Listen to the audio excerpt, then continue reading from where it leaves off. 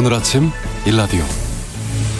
올 봄은 정말 비가 잦죠. 이제 초여름으로 들어서는 시기인데 비가 이렇게 자주 내리니까 여름 날씨도 걱정입니다.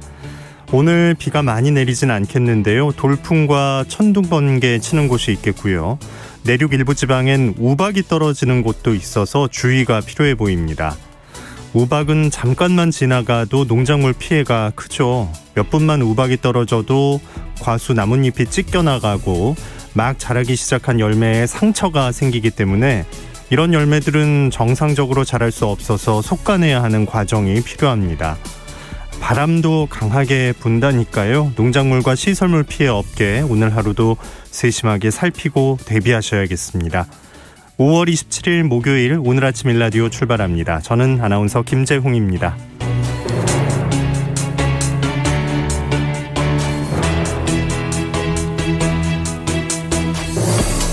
오늘 아침 일라디오 여러분과 함께 만들어가는 시간입니다. 유튜브에서 KBS 일라디오 공식 채널 검색해서 들어오시면 채팅창 마련되어 있고요. 생방송 보고 들으면서 함께 하실 수 있습니다.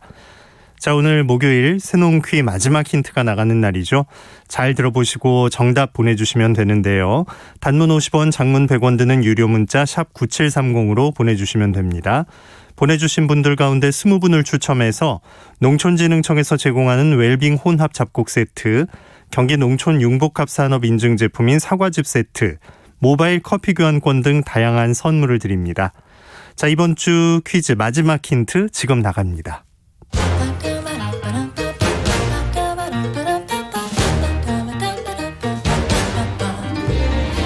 우리 땅, 우리 바다에서 자란 맛있고 건강한 우리 농수산물을 알아맞히는 세상의 모든 농수산물 퀴즈, 새로운 퀴즈.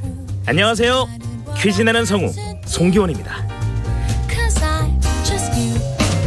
이것에 잎은 독특한 향이 있어서 채소나 다양한 반찬으로 만들고 이것의 씨는 기름을 짜서 먹는데 요리의 마지막 순간에 이것을 한번 또르륵 둘러주면 음식 맛의 차원이 달라집니다.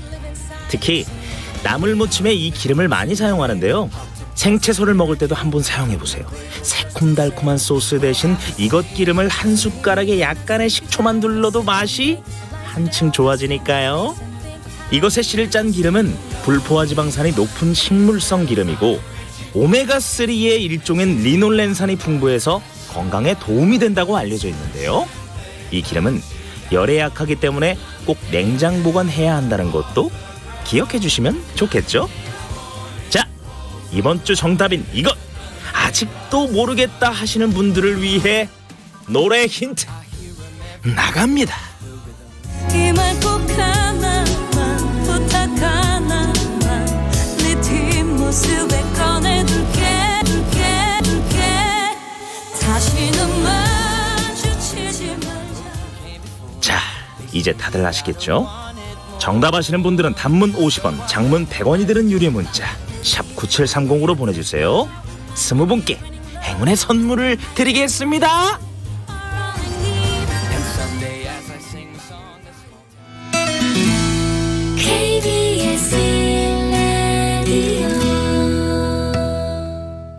새로운 퀴즈 정답 아시는 분들은 단문 50원, 장문 100원 드는 유료 문자 샵 9730으로 보내주시기 바랍니다. 월요일부터 오늘까지 보내주신 분들 가운데 20분을 추첨합니다. 행운의 선물 준비하고 있겠습니다. 농수산 뉴스로 이어갑니다. 농민신문의 류수연 기자 전화 연결돼 있습니다. 안녕하십니까? 네, 안녕하십니까. 네. 유수연입니다. 반갑습니다. 자, 지난해 농어가 소득을 조사했습니다. 결과가 어떻게 나왔습니까? 네, 통계청이 26일 발표한 2020년 농가 및 어가 경제조사 결과에 따르면 지난해 농가소득은 4,503만 원, 어가소득은 5,319만 원으로 조사됐습니다. 모두 통계 발표 이래로 가장 높은 수치입니다. 지난해 농가소득은 2018년 4,118만 2천 원과 견조 9.3% 증가했습니다. 역대 최고였던 2018년 4,206만 6천 원보다도 7% 높습니다. 어가소득 역시 전년 대비 9.9% 늘면서 하면서 2003년 이후 17년 만에 가장 높은 증가율을 기록했습니다. 주목할 점이 또 있는데요. 농가소득의 경우 경영주 세대별 소득이 고르게 일제히 증가했습니다. 가장 소득이 높은 50대 소득은 7,041만 7천 원으로 7천만 원대에 처음 진입했고요. 70대 이상 소득도 소농직불금의 영향 등으로 3,389만 9천 원으로 전년 대비 21% 뛰었습니다. 어가소득은 50대 미만이 1.4% 감소한 반면에 나머지 연령대에서 모두 증가했습니다. 다만 70대 이상 어가의 소득 증가율이 0.5%에 그친 건 아쉬운 점입니다. 네. 2020년 농가 어가 소득이 통계 발표 이래로 가장 높았다는 건데 이런 결과가 나온 이유를 어떻게 봐야 할까요? 이번 결과는 직불소득 증가와 쌀값지지 이 두 가지로 크게 압축됩니다. 무엇보다도 보조금, 연금 등 이전 소득이 27%나 늘어난 영향이 큽니다. 426만 3천 원으로 전년보다 303만 원 많아진 건데요. 자세히 살펴보면 지난해 처음 도입된 공익직불제가 결정적 역할을 했고요. 코로나19로 인한 긴급재난지원금의 도움이 컸습니다. 농민들의 국민연금, 농지연금 가입이 꾸준히 증가한 점도 한몫을 했습니다. 농사를 지어 얻은 농업소득도 1,182만 원으로 1년 전보다 15.2% 늘었는데요. 벼농가 소득이 3,527만 5천 원으로 전년 대비 16.6% 뛰었고요. 과수도 14.9%, 채소 17.5%, 축산 7.5% 증가폭을 보였습니다. 네. 어가소득 역시 이전소득과 어업소득이 크게 늘었습니다. 우선 어가 이전소득이 27.7% 증가한 1,433만 원을 기록했습니다. 수산직불금 인상과 긴급재난지원금 등이 소득 증대로 이어지는 결과 나왔습니다. 어업소득도 2,272만 원으로 9.9% 늘었는데요. 조개류, 기타 수산물 양식소득이 16.2% 증가했습니다. 예. 소득도 늘긴 했지만 보조금, 직불금, 연금 같은 소득의 비중이 좀 높긴 합니다. 이렇게 볼 수가 있는데 좀 따로 집중해서 볼 부분이 코로나19 때문에 눈에 띄게 줄어든 그 부분도 있다는 거, 이 부분을 좀 자세히 봐야겠네요. 네. 농업의 소득이 1,660만 8천 원으로 1년 전보다 4.1% 감소했습니다. 특히 겸업소득이 15.5% 감소했는데요. 농촌관광 분야의 코로나19에 따른 사회적 거리두기 직격탄이 떨어진 탓입니다. 실제로 농식품부에 따르면 2019년 1,307만 명에 이르던 농촌관광객 수가 지난해는 656만 명으로 반토막이 났습니다. 재난지원금 등의 일시적 지원이 사라질 경우 고령 측의 소득 감소폭이 커질 수 있는 점 또한 유의해야 합니다. 농가부채가 재산보다 빠르게 증가하는 것도 안타까운 부분입니다. 농가당 평균 부채는 3,758만 9천 원으로 1년 전과 비교하면 5.2%, 5년 전이 2016년에 2,674만 원보다는 40.6%나 증가했습니다. 예, 같은 기간 농지자산 증가율은 각각 6.8%, 19.3%에 그쳤습니다. 다만 농가 자산 대비 부채 비율은 2016년 5.6%에서 2017년 6.7%, 2020년 6.6%로 5년간 5에서 6% 수준을 유지했습니다. 네. 자, 산림청이 탄소 중립을 위해서 30년 동안 국내 산림에 나무를 30억 그루를 심겠다라고 한 사업이 있는데 이걸 두고 지금 논란이 조금 뜨거운 상황이에요. 네. 이번 논란은 산림청이 올해 초 발표한 2050 탄소 중립 산림부문 추진 전략에서 비롯됐는데요. 우선 오래된 나무를 베어내고 30억 그루의 나무를 심겠다는 이 계획에 환경단체들이 멀쩡한 나무를 잘라낸다며 거세게 반발하고 나섰습니다. 여기에 최근 몇몇 언론이 벌채가 이루어지는 곳을 집중 조명하면서 추진 전략을 비판했죠. 그래서 산림 경영과 목재 수확으로까지 이 불똥이 번졌습니다. 일단 산림청은 민관 협의체를 꾸려서 9월까지 추진 전략을 보완하겠다고 발표했습니다. 그래서 논란이 일단락되는 것처럼 보였는데요. 하지만 이번 사태를 계기로 목재 수확, 산림의 탄소 흡수 등을 바라보는 일반 시민과 전문가들의 상반된 시각이 얼마나 큰지를 극명하게 보여줬습니다. 앞으로도 갈등이 쉽게 해소되지는 않을 것 같습니다. 네. 이 환경을 살리자는 데는 다들 동의를 하는데 그 방법에 대해서 이렇게 의견이 갈린다는 것도 진짜 흔치는 않은 일인데 산림청과 환경단체 입장 어떤 차이인지 한번 짚어주실까요? 네, 우리 방송을 통해서 여러 차례 소개됐던 대로 탄소 중립은 온실가스 배출량과 흡수 및 제거량을 맞춰서 온실가스 순 배출량을 제로로 만든다는 개념입니다. 대기 중으로 배출된 온실가스가 산림, 토양 등에 의해 흡수돼 대기 중으로 배출된 총량이 제로가 되도록 만드는 것을 말합니다. 산림청은 IPCC라는 유엔산하 국제기관의 연구 결과를 근거로 들고 있는데요. 말한다면 숲이 고령화하면서 탄소 흡수율이 떨어지므로 30년이 넘은 나무는 갱신을 하는 게 좋다는 입장입니다. 살아남은 나무 한 그루가 탄소를 보유하는 양이 더 많긴 하지만 같은 사이 주변의 나무들이 죽어버리기 때문에 전체적인 탄소 흡수율이 떨어진다는 거죠. 그러나 환경단체들은 산림청 계획이 새로 나무를 심는 신규 재조림 사업이 아니라 기존에 해오던 대규모 벌목 사업의 연장이라고 강력하게 반발하고 있습니다. 특히 환경운동연합 등은 반대운동에 돌입하기도 했죠. 또 이들은 네이처 같은 유명 해외 학술지에도 오래된 숲의 나무와 토양의 탄소 흡수 및 저장량이 월등하다는 연구 결과를 들고 있고요. 벌목한 나무를 운반하고 태우는 과정에서 배출되는 이산화탄소 또한 지적하고 있습니다. 산림 토양이 저장한 이산화탄소를 이렇게 벌목돼 함께 배출을 하게 되는데요. 이 또한 계산에 넣지 않았다며 또 비난을 하고 있습니다. 일반인들에게도 참 당혹스러운 얘기인 겁니다. 2년마다 서울시 면적만큼의 숲에서 오래된 나무들을 베어내고요. 30년에 걸쳐서 국내 산림의 14%에서 대규모 벌목이 이뤄진다는 점 생각해보면 쉽게 납득되지 않습니다. 우리가 또 배웠듯이 숲이 사라지면 생태계 파괴는 물론 산불, 산사태 같은 재난이 증가하고요. 기후변화 취약성 또한 높이는 게 아니냐는 우려 들고 있습니다. 네. 또 산림청에서 섣불리 이런 계획을 내놨을까 싶기도 하는 게 아무래도 전문가들이 모여있는 집단 아니에요? 네. 벌목을 보자면 이게 환경 파괴로만 볼 일은 아니다 이런 목소리를 내고 있는 거죠?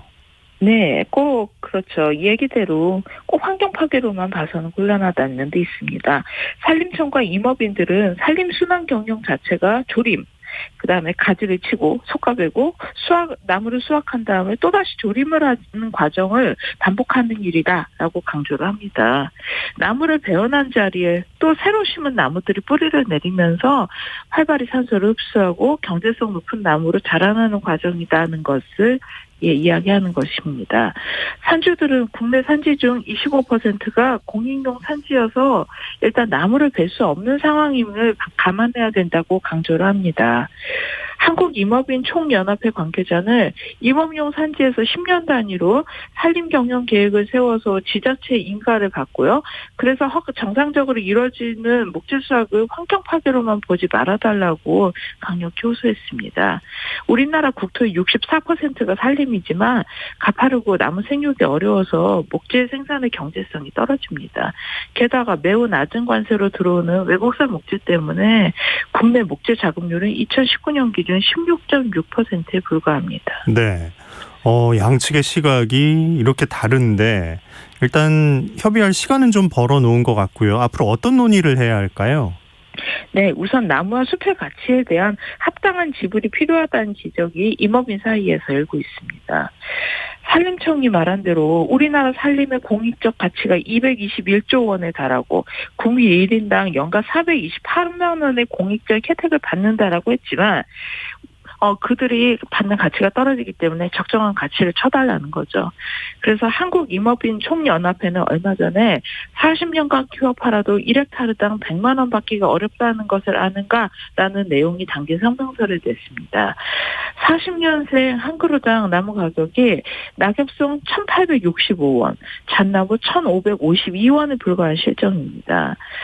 가로수를 아끼는 사람들 등의 시민단체도 사유림 산주들이 제공하는 산림 생태계 서비스의 공익적 가치를 측정해 가치액에 알맞도록 보상을 하는 산림 생태계 서비스 지불제 또는 탄소 배당제를 도입하고 대규모 벌목을 막아줄 것을 제안하고 있습니다. 이번 논쟁을 계기로 산림의 탄소 흡수량, 목재 수확, 산림 바이오매스 에너지 등에 대한 많은 논의가 필요할 것으로 보입니다. 네. 자, 코로나19로 각급 학교 원격 수업은 지금 계속되고 있는데 서울시 교육청이 최근에 희망 급식 바우처 사업을 도입했어요. 어떤 내용입니까? 네, 희망급식 바우처는 학교급식 사각지대에 놓인 서울 지역 학생들을 대상으로 한 사업인데요. 지난 20일부터 원격 수업에 참여하는 초중고학생 56만 명에게 제로페이 포인트 10만 원씩을 지급해서 가까운 편의점에서 학교급식을 대신할 먹거리를 구입할 수 있도록 한 겁니다. 학생들은 7월 16일까지 제로페이로 도시락, 제철과일, 흰우유, 두유, 야채 샌드위치, 과채 주스, 샐러드, 떠먹는 요거트, 훈제 달걀, 김밥류 등을 사 먹을 수 있습니다. 편의점에서 사 먹는다는 거죠. 지난해에는 친환경 급식 꾸러미가 왔었는데 농업계나 먹을거리 단체에서는 여기에 대해서 어떤 입장인가요? 네, 아무래도 이번 희망급식 바우처 사업에 대해서 먹거리 단체와 농업계의 반발이 가장 큽니다. 학생들의 건강을 고려한 친환경 무상급식 도입 취지를 무시한 채 편의점이라는 손쉬운 방식으로 바우처를 지급했다는 이유에서인데요. 전국 먹거리연대와 환경농업단체 연합회는 친환경 급식 비용으로 아이들에게 편의점 음식을 제공하겠다는 서울시 교육청의 희망급식 바우처 사업은 가뜩이나 코로나19로 아이들의 심신 발달을 걱정하는 학부모의 마음을 외면한 것이라고 비판 성명을 냈습니다. 친환경 무상급식 풀뿌리 국민연대, 서울 먹거리연대도 성명을 통해 학교급식은 친환경 농가 등과의 계약 재배를 통해서 안정적이고 안심할 수 있는 체계를 운영해 왔는데 이런 틀이 일시에 무너졌다며 행정의 편리성만으로 급식 정책을 시행한다면 10년 넘게 구축해온 친환경 농가와의 신뢰와 공급 구조는 어떻게 할 거냐고 항의했습니다. 친환경 농산물의 60%가 학교 급식용으로 공급되고 있는데도 친환경 농가 등과의 사전 소통이 없던 서울시 교육청을 질타하는 목소리 또한 높습니다.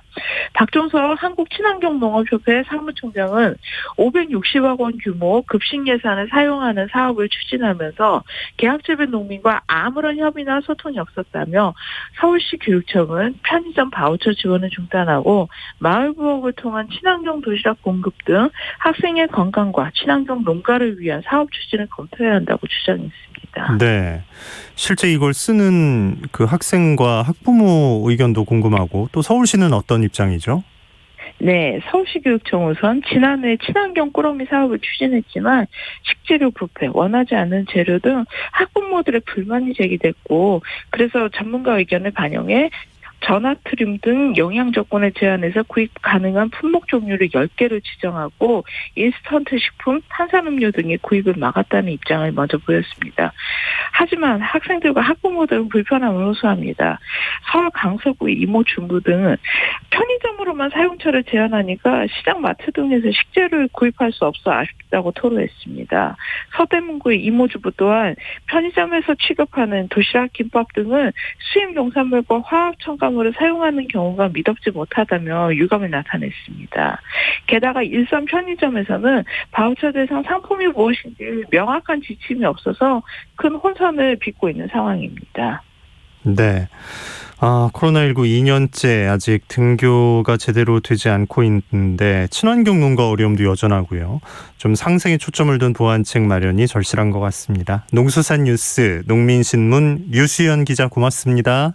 네, 감사합니다.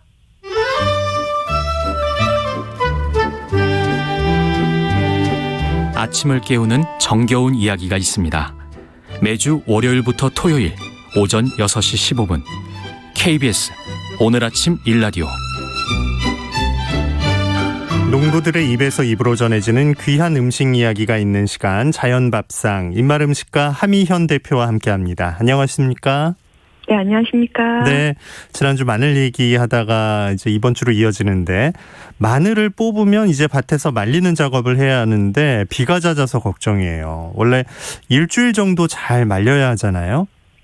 네, 정말 이제 난지형, 그러니까 따뜻한 지역의 마늘들은 한창 이제 수확을 하고 있는데, 이 마늘은 무조건 뽑아서, 우리는 마늘하면 항상 딱딱하게 잘 네. 여문 그 흰 색깔 마늘 알을 먹는데, 실은 바로 뽑아서 보면요, 양파 알까지 계속 까져요. 네. 물려지지 않아서. 맛도 싱겁고요. 그래서 꼭 한 일주일 정도, 그 뿌리처럼 뽑은 마늘들을 다 마늘밭에 눕혀 있는 것이 또 광경이거든요. 멋진 광경이긴 한데, 네. 그 기간이 지금 이제 오늘 또 사실 또 서울에는 비가 오잖아요. 그래서 저도 좀 고민입니다. 걱정입니다. 어떻게 말리고 계신지. 네. 지난주 첫 시간에 한 지역 마늘에 대해서 알아보면서 이제 서산에서 100년 정도 농사 지어오신 농부 이야기 들었고, 마늘 육개장, 마늘 고추장, 입맛음식 기억이 납니다. 오늘 한 지역 마늘 가운데 진천 쪽 얘기로 시작을 해볼까요? 네, 저는 사실 많은 마늘들을 먹고 있었는데, 이렇게 마늘들을 한번 한 자리에 모아서 정말 다양한 마늘을 먹고 싶다 생각한 게 바로 이 진천 마늘 덕분이었어요. 네.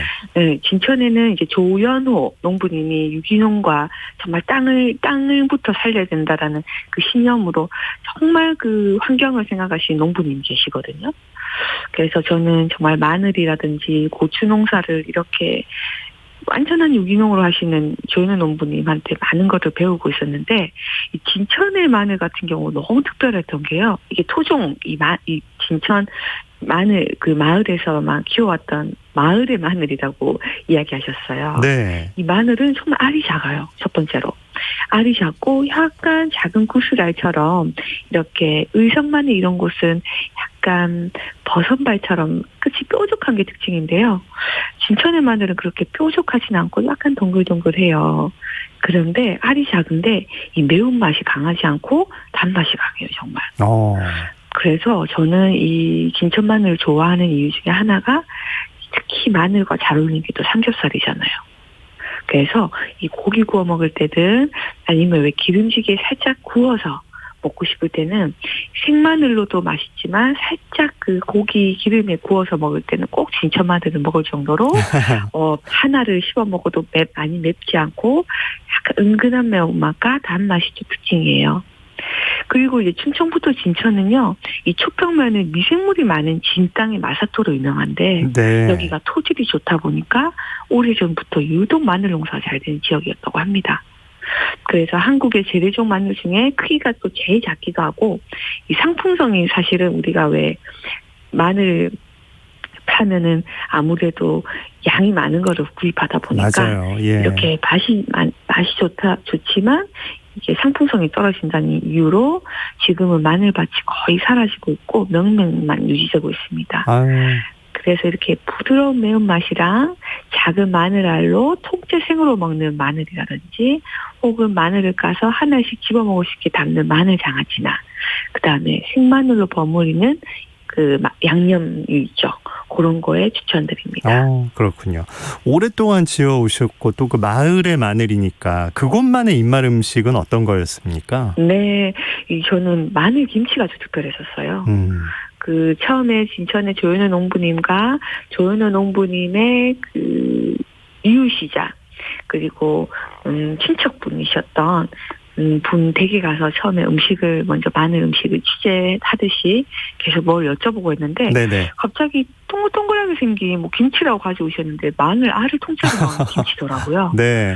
근데 이제 처음에 저는 마늘이라면 어쨌든 많이 아리고 매울 거라고 생각하고 한 입을 먹었는데, 정말 우리 왜 마늘 잘 담궈진 마늘 피클 같은 경우, 절임 같은 경우 매운맛은 사라지고 그 식감 굉장히 좋잖아요. 예. 그런 것처럼 이 마늘 자체가 알도 작고 단맛이 강하다 보니까 알인 맛이 하나도 없이 한 입 먹으니까 계속 먹어지는 정말 그 마늘 김치가 인상적이었거든요. 근데 이 마늘이 왜 이렇게 마늘 김치로 담았냐 많이 여쭤봤더니, 여름 정도 되면 이 밭에서 일하고 나면 꼭 막걸리 한 잔씩 드시잖아요. 네. 그때 딴 반찬이 필요 없었대요. 그리고 막걸리랑 이렇게 통으로 담은 김치 하나리면은 막걸리 한 잔이나 혹은 그 짠지 먹고 싶을 때 밑 한 잔으로 맛있게 먹었다고 합니다. 진짜 안주로 끝내주겠네요. 그죠. 네. 막걸리에 또 그 달큰한 단맛과 이 은근한 단맛의 이 마늘김치가 잘 어울렸습니다. 네. 아, 알싸한 마늘김치의 맛 어떨지 약간 시원함도 진짜 있을 것 같고. 네. 근데 정말 이게 어쨌든 발효가 되다 보니까 정말 단맛이 많이 나더라고요. 네. 특별했었습니다. 꼭 한번 진천의 마늘로 맛을 봐야 할 것 같습니다. 네. 의성 마늘도 유명한데 가장 많이 본 건 이제 그 소시지 같은 거에 이제 위에 햄 같은 거 위에 의성 마늘이 들어가 있다 이렇게 써 있는 걸 많이 봤어요. 네. 이 의성 마늘 같은 경우 정말 우리가 마늘 하면 실은 이 의성 마늘 아주 많이 떠올리게 됐잖아요. 물론 지역마다 특색이 맛들도 다르고 모양도 다른 각 지역의 마늘들도 다 매력적이고 좋지만 또 의성 마늘의 특징은 왜 유명해졌나 알 수 있을 정도로 우선 첫 번째로는 그 아까 말씀드렸던 그 버섯코 닮은 끝이 뾰족한 네. 그 모양이 아주 인상적이거든요. 그리고 약간 뭐 서산 마늘이나 뭐 한지형 말하자면 약간 추운 지방의 마늘들은 육종 마늘로 모양들이 이제 버섯발처럼 이 끝이 좀 뾰족하긴 한데 의성 마늘은 유독 그렇게 알알이 약간 옆은 조금 위는 뾰족하게 올라서 있고 옆은 조금 더 다른 마늘보다 좀 길쭉한 게 조금 특징인데요. 의성 마늘은 이제 재래종이고 조상 대대로 재배해온 한국의 이 토종 마늘입니다. 그리고 아무래도 귀했던 이유가 전국 생산량의 한 5%밖에 안 되다 보니까 네. 양은 한정돼 있는데 찾는 사람이 많은 거죠. 그리고 이 밤낮의 온도차가 심한 이 의성의 특수한 기후랑 그다음에 혈암으로 구성되는 이 토양이 아주 특징입니다. 그러다 보니까 이 토질에 재배돼서 또 향이 독특한 걸로도 유명합니다. 이렇게 수분이 또 많고 살균력이 강하다 보니까 김치를 담글 때 적은 양을 사용해도 김치가 빨리 변질되지 않고 신맛을 더 억제하는 기능이 탁월하다고 전해지는데요. 이 매운 여운이 좀 짧고 칼칼한 뒷맛이 있어서 알리오 올리오라고 하는 왜 우리 마늘 넣어서 먹는 파스타 있죠? 네. 스파게티. 그런 알리오 올리오에 아주 잘 어울리고요. 아니라면 이런 묵은 김치 담을 때 양념류 혹은 볶음 요리나 튀김 등이 아주 잘 어울립니다. 그리고 저는 이 팔도의 마늘들을 한번 다 모아서 이 행사를 했던 경험들이 매년 하고 있어서 마늘들의 특징들을 좀 이해하는 데 도움이 됐는데요. 네네. 그 중에서 제가 의성 마늘을 첫 번째로 꼽고 있는 게 이 보관성이었어요. 제가 일부러 이 조금 그늘이 있는 곳에다가 마늘들을 우리 왜 예전에는 이렇게 다 걸어놓고 보관했잖아요. 네네. 냉장고가 아니라. 그래서 저도 실질적으로 이 약간 응지에다가 말려서 이 팔도의 마늘들을 한번 일부러 실온에서 말려서 보관해봤는데요. 정말 신기했던 게 의성만 다른 마늘들은 조금 묽거나 아니 말라버린 경우가 조금 이 기간들이 딱 눈으로 보일 정도로 그랬는데 의성 마늘은 정말 오래 가더라고요. 하루하루 지날 좋다. 때마다 하나씩 네. 이제 나가 떨어지는데 의성 마늘이 네. 끝까지 버텼군요. 예, 겨울까지 둬도 알맹이가 있었다. 이게 아주 저한테 특별한 경험이었습니다. 네. 한지영 마늘 재배지에서 보셨던 입맛 음식들 가운데 또 하나 꼭 전해주고 싶은 게 있다면 뭐가 있습니까? 네, 저는 이 입맛 음식이 참 이래서 좋다라고 했던 걸 마늘 음식에서 알게 됐는데 이 입맛 음식은 입에서 입으로 이어지면서 그 시대를 반영하고 그 지금의 때를 맞춰서 음식들이 엄마에서 딸로 이어지고 이런 음식법들도 이렇게 변화되면서 그 시대를 담고 있잖아요. 네. 그게 저는 참 입맛 음식에 좋은 점인데 그중에 이 삼계밥이라고 마늘 삼계밥이 아주 특별했었어요. 왜냐하면 어머니 때인 이 서산에서 먹던 음식인데 어머니 때는 마늘밥 말하자면 서산 마늘도 이 뜨끈한 단맛이 좋다 보니까 이 가마솥밥 할 때 마지막에 뜸들일 때 마늘을 넣고 밥을 하면은 이렇게 마늘이 이렇게 으개지면서 네네. 섞어 먹는 마늘밥이 된다고 말씀드렸잖아요. 근데 그 따님 같은 경우는 그 마늘 농부님의 따님은 그 마늘밥에다가 또 닭고기까지 같이 넣어서요. 우리가 왜 삼계탕 우리 처음에 더운 날 시작되는 때 한창 더워지면 우리 그렇게 삼계탕 많이 먹는데 그렇죠. 이 농부님의 따님은 이 마늘 밥을 먹을 때 삼계밥이라 그래서 이 닭고기를 같이 넣고 마늘을 같이 넣어서 정말 건강하게 이 여름을 나게 하는 삼계밥을 먹더라고요. 네. 그래서 정말 추천드리고 싶었어요. 야. 그래서 밥을 할 때 똑같이 하시되 마늘을 넣고 거기에 닭고기 살만 발라 있는 걸 사셔서 이 뼈까지 넣지 마시고 넣고 그다음에 닭고기는 왜 우린 육수 닭 육수로 물을 잡으시면요 정말 좋은 그 맛도 좋고 간단하게 먹을 수 있는 삼계밥이 완성됩니다. 정말 간편하게 네. 삼계탕 한 반 그릇 정도 먹는 느낌으로. 네. 네. 네. 알겠습니다. 마늘이 이렇게 좋고 중요합니다. 난지역 마늘에 대해서 소개만 잠깐 받고 또 한번 그럼 다음 주 기약해 볼까요? 네, 난지역 마늘은 말 그대로 따뜻한 지역인 남해안 지방이나 제주도 같이 이제 도서 지방의 따뜻한 기후에 적응한 난지역 마늘이에요. 그런데 이제 고흥백, 남해백, 제주, 재래 이렇게 좀 나뉘고 있는데요. 난지역 재배 지역은 일반적으로 고흥 그다음에 고흥에도 흰 마늘인 고흥 백마늘이 있고요. 약간 저 빨간빛이 나는 붉은빛이 도는 고흥 정마늘이 있고요. 정마늘. 그리고 네. 완도, 목포, 제주 그리고 또 남해에도 마늘 유명하죠. 남해 백마늘 이렇게 재배 지역이 이루어지고 있고요. 한지역 마늘과는 달리 잎이 나온 상태에서 월동을 하기 때문에요.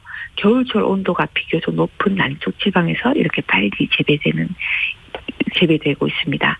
그리고 한지역 마늘보다는 난지역 마늘이 쪽수가 많아요. 우리 6쪽 마늘이 한지역 마늘이었잖아요.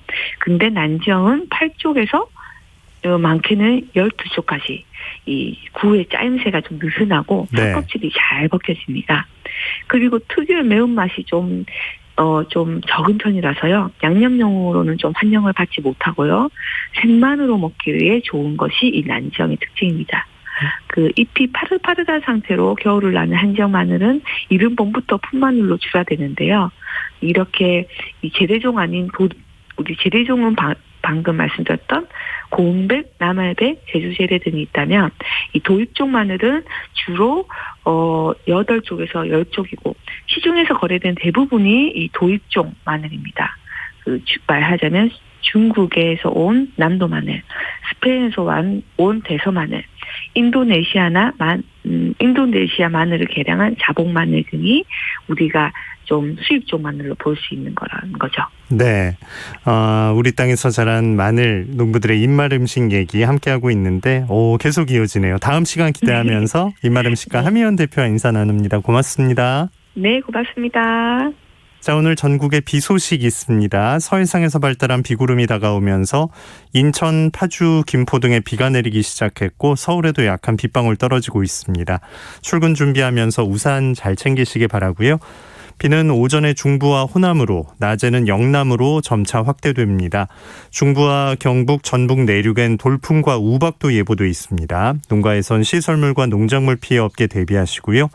바다의 물결 제주 먼바다에서 최고 4m로 높게 일겠고 서해안과 남해안에서는 만조시의 바닷물 높이 높기 때문에 해안가에서 또 갯바위에서 안전사고에 유의하시기 바랍니다. 오늘 아침 일라디오 함께하고 계십니다. 지금 시각 6시 47분입니다.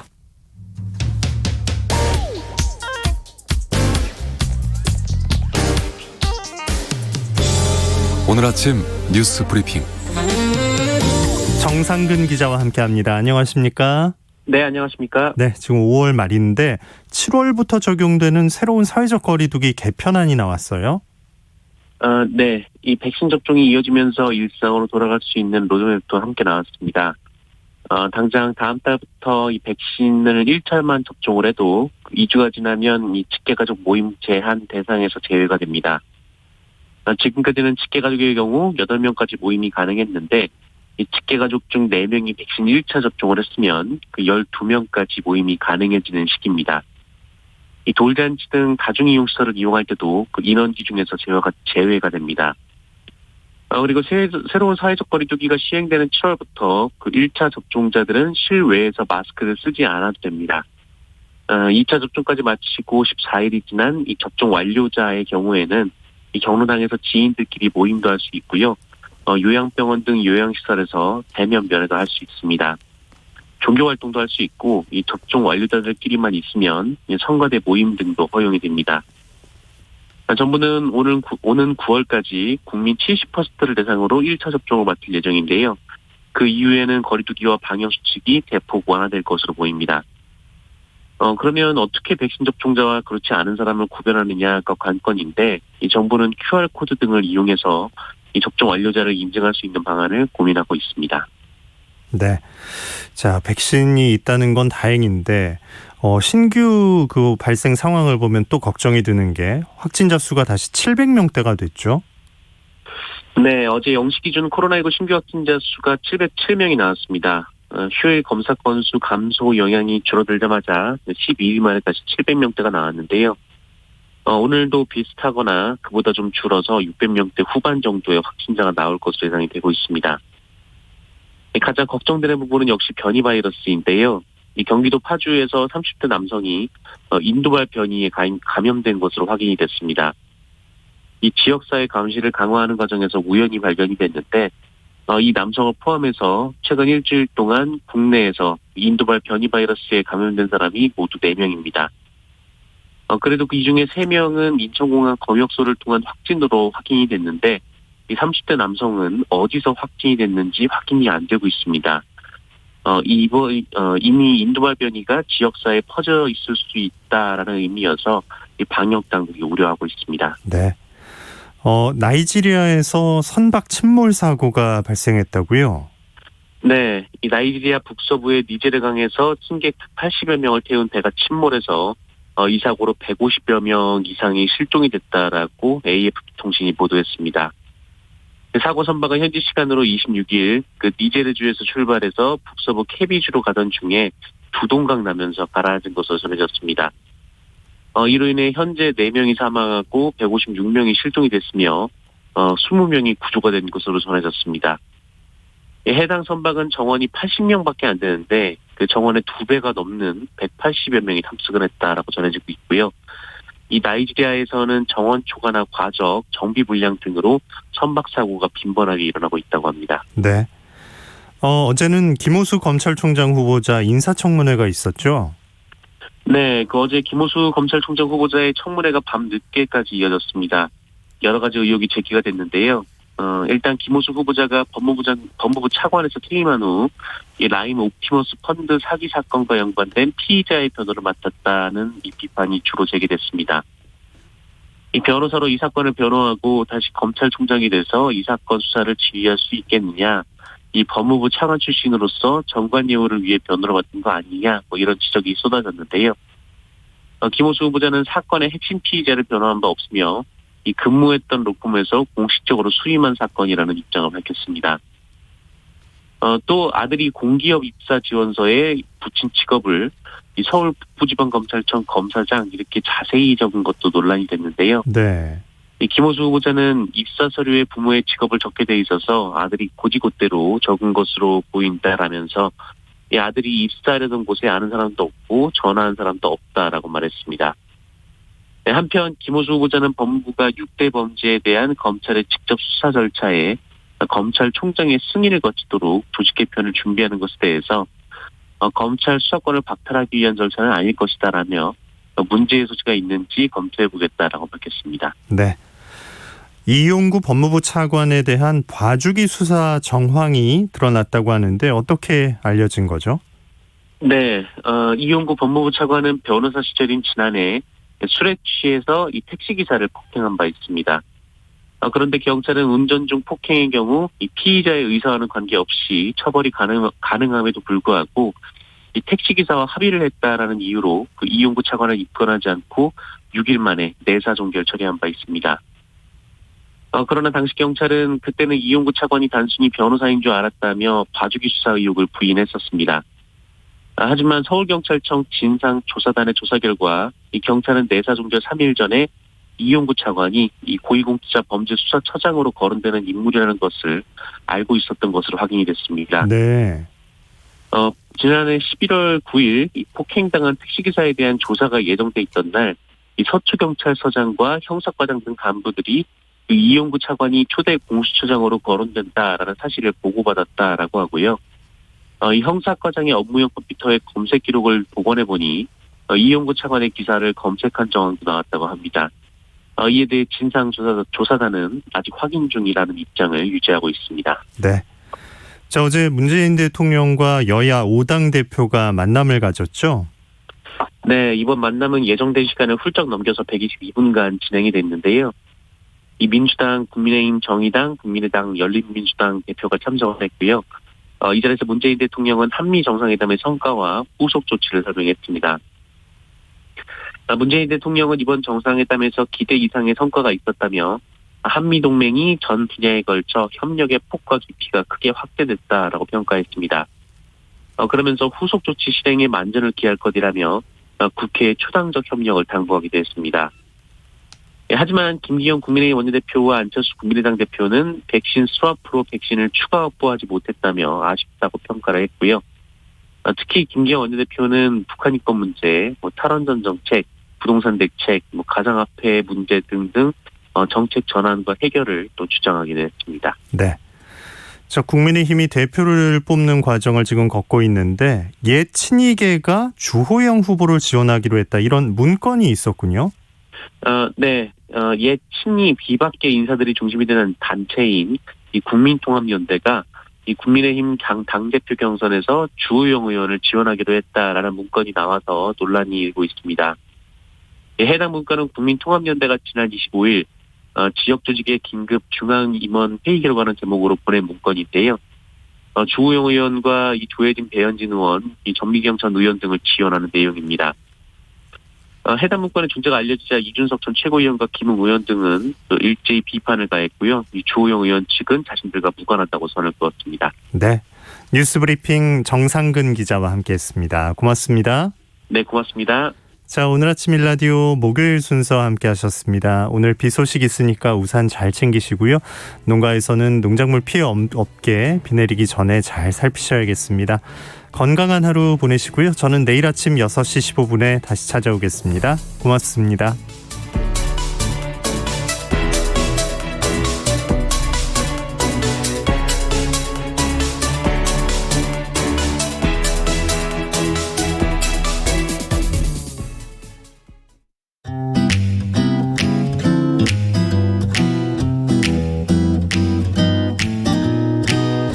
안녕하세요. 바른말 고운말입니다. 우리말에 흘개가 늦다라는 관용